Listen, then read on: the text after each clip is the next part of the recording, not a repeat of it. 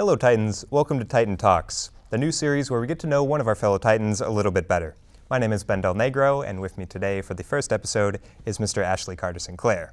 How are you today, sir? I'm doing well, thank you. How are you? I'm doing pretty good. You know, we've been playing this for a few weeks now, so I'm excited to get down into this. So speaking of which, let's start off with the first question. Can you just introduce yourself and let us know a little bit about what you do here at the school? Sure. I am the campus administrator for the King Street campus, and I oversee the general learning and development of our students, various leadership team committees, our AP leadership team.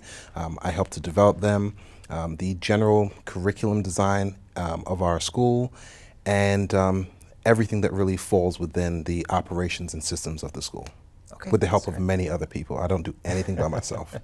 It's the same in the TV studio as well. Thank you for that, sir. And so for this second question, what aspects of yourself and your experiences do you think are most important to who you are today? I grew up with a large family, and so growing up, a lot of my friends were my family members, like were cousins, and I think that has really played a role in how I have developed my expectations for my own friendships, and it's very close and very demanding. Okay. Mm-hmm. Yeah. And so speaking of that, can you kind of tell us a little bit more about that background? You know, where did you grow up, and you know, how do you think where you grew up influenced you to be the person that you are today? Oh, absolutely. So I was born in London, England, and spent my first 13 years of life in East London before moving to Staten Island, New York. And I spent a little bit of time in Brooklyn also, and all of my working career in Brooklyn. I've always enjoyed having a sense of community, and that really stems from London, England, because everyone knew each other in that town. Everybody was really friendly and humble, and you just knew a litany of people as you were going down the street, and they knew you from birth. They knew you growing up. And so I enjoy that type of feeling of camaraderie in the place that you live in. Okay, so now let's kind of go a little bit more into this school itself. What about this school, ACHS, made you want to come and work here? First and foremost, I think it's a great place with great people. It's a very diverse population with a rich legacy, and I was really excited to join this community and continue to contribute to a longer lasting legacy. T.C. Williams all the way to Alexandria City High School and beyond. Yeah, it's been really interesting kind of being here right at the forefront of when we changed to TC to AC to kind of see how things have changed here. It's been really interesting. So I have to agree on that. So kind of sticking with ACHS, you know, you've been here, you kind of started to get a little feel of like the type of students that are here. What do you like about this current generation of students that are at ACHS? I have found our students to be extremely passionate and creative. There are some unique things about this newer generation. The music and the means of expression have changed. It wasn't the same in my day. I grew up in the era where we had flip phones, and for me, the similarity or the line that is continuing through this generation is that everyone needs love, everyone needs to feel supported, and everyone needs to exist within a community that allows you to make mistakes, gain exposure, gain skills that you can use in the future. And I think that's a great point because, you know, like you mentioned before, the diversity at ACHS is one of its greatest strengths. Yeah. That really fosters that type of community. Absolutely. Okay. So kind of more about your duties and your responsibilities here, considering kind of all the influences at play when you make all the decisions that you make that you kind of told us about. You know, what balance do you try to strike between these different influences of student voices and then staff voices and central office voices? You know, where do you kind of try to strike that balance? Everyone has their interest. However, it's important to understand that our interests all align when it comes down to our students. What type of experiences are they having? What type of impact are our decisions having on those students? And for me, that is the baseline currency, right? So all of my decisions are surrounding and thinking about what the end result is going to be for our students here at ACHS. And so What I'm hoping that everyone starts to understand is that I'm going to always be an advocate for our students here first and our staff here second. I think that's something that a lot of students are going to be very fortunate to hear. Continuing on this train of thought of the students at ACHS, one of the big, I think, discussion points right now is about student engagement and, student pride in going to their school. So how are you hoping with your leadership to kind of instill that within the students, engagement and really just kind of willingness and wanting to go to school? I think those are two very important questions. I'm hearing two within that. I'm hearing one about student engagement. So let me talk to that first. Student engagement is predicated on curriculum that speaks to our students and their needs now. I think that the curriculum and instruction should be reflective of what our students need in terms of skills to build towards the future, but also should expose them to things that they may not have been privy to through their education up to this point. And through that reflective curriculum, when students can come into a room and meet with teachers that generally care and understand who is sitting before them, the culture that is sitting before them, the litany of cultures, the multitude of cultures that's sitting before them, we can then provide some curriculum that really speaks to our students and also exposes them to new ideas and new avenues through which they can pursue their dreams and their goals. Titan pride. I think pride comes from a celebration of our individual and our collaborative values. And so we need to create spaces for people to be able to express their values.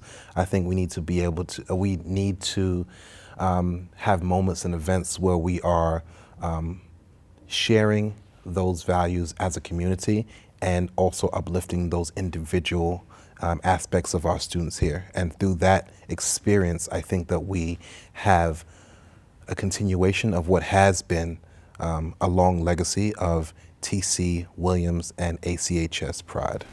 Yeah. Absolutely, yeah. And I think those two things kind of go hand in hand where you're, if you're instilling in your students this kind of concept of Titan pride, that also speaks to, again, the diverse student body that we have here, and again, pairing that with teachers that recognize that and use that to their advantage, I think is one of the greatest aspects that we have here.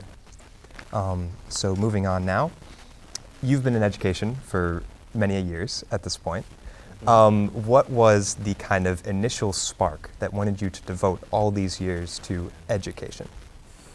So two things. One, my older brother, I watched him growing up pouring into others. He was a pastor. He worked with at-risk youth for his entire life. He was a lecturer, and I really saw. I took in those values from him, and it became part of my culture and part of my way of being. And so, he always made me feel like I can be an educator and give students the experience that I had through him. Second one was a turning point for me was my mother and I were 9/11 survivors. She was in the building. I was downstairs looking for her during that time, and I was a freshman in college. And she had always raised me to be a giver, and that made me value how much time I put into myself and how much time I want to put into our next generation of leaders. And so at that point, I really decided that teaching was the way, and teaching gave me a lot of joy, and teaching gave me like this cyclical reciprocity of what I'm putting out into that world is what I'm going to get back eventually, or what someone will get back eventually. And that was a great it. Story. Thank you for sharing that. Mm-hmm. Okay, so we've talked a lot about you as our principal. Now let's talk a little bit more about you as Ashley Carter Sinclair. Oh man. So okay. Besides being our principal, what are some of the things that you like to do? You're not at school, you're at home, wherever it is, you got free time. What do you like doing? Okay, so I change hats when I go home because I'm a father of two, and so being a father is really, really fun for me. It's demanding, but it's also a lot of fun. For myself, Let's see. My hobbies, man. I like to watch basketball. I'm an NBA fan. My Clippers are currently 0-6, and so I need you to cut that out right now. I have a PS5 that is collecting dust as we speak. I've always been a gamer. I like that, that escapism. So I play video games whenever I get the chance to. I like sports. I like being outside. I go walking. I like to draw. Whatever I can do that provides me that aesthetic pleasure, I'm into it. That's great. Yeah. So we're going to go now into a little bit of a quick fire round. We're going to go kind of, quick and fast. So favorite movie or TV show? My favorite movie is Gattaca. It's a movie that is set in the future where families are genetically modifying their babies to have specific traits. The protagonist does not have that modification, and so is barred in society from pursuing any of his dreams, any of the jobs that he wants to do, and therefore he borrows someone else's identity and pursues that dream anyway, despite all odds. And so that's just my favorite movie because it just teaches me that it doesn't matter what you're born into, or what station you're born into, or what people say are your limitations. With your own willpower and belief in yourself, you can accomplish anything.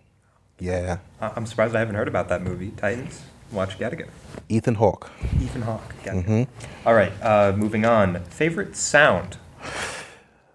The sound of a basketball going through a net. Swish. Swish? Okay. Yes. So on the flip side of that, least favorite sound? The generic sound of an alarm waking you up in the morning. You know the generic one that comes on before you select like the music that you like? Yeah, hate it. Okay, so favorite food? Oh man, can I go dessert? Yeah, it's food, I would say. Cheesecake. Cheesecake. Absolutely. Okay. Can't you see it? Just kidding. Okay. All right, so the last one of this quickfire round. What is a special dream for any time of your life that's really stuck with you?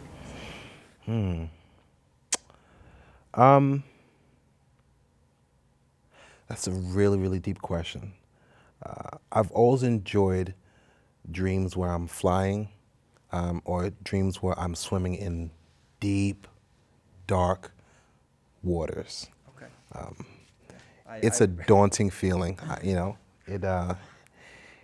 It makes me feel so scared but so alive because, this is within your power to survive or not. Okay, so we're nearing the end here, and I think we're going to get to our biggest and most important question here. So as everyone knows, Mr. Ballas, our previous principal, he was eternally linked with Madonna.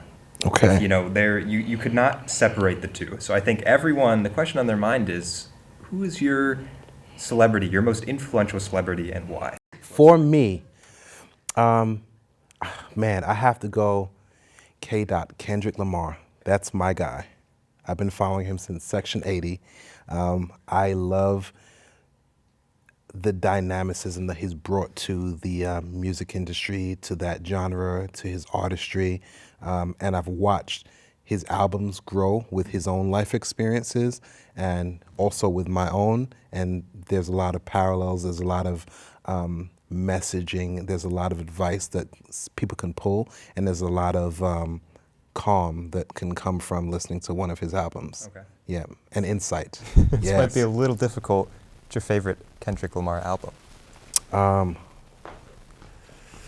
Good Kid, Mad City. It's not even that hard. Yeah. Good Kid, Mad City. Okay. There's so many good albums, and I wouldn't even begin to start to compare. How do you compare Thunder with Lightning? Mm-hmm. However, if you're a Lightning person and I'm a Lightning person, I'm gonna go with Good Kid, Mad City.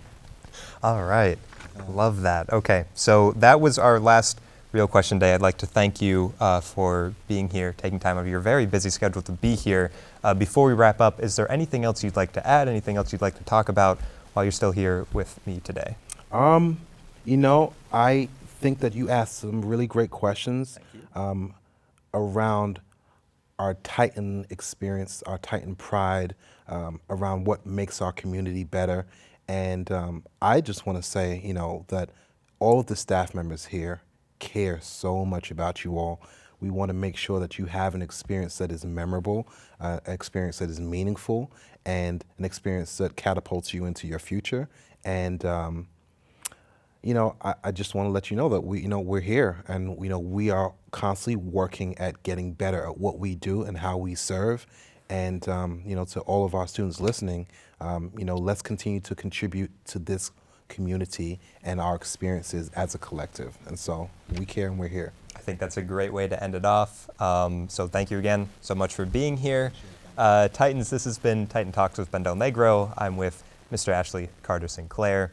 Now back to you guys in the studio.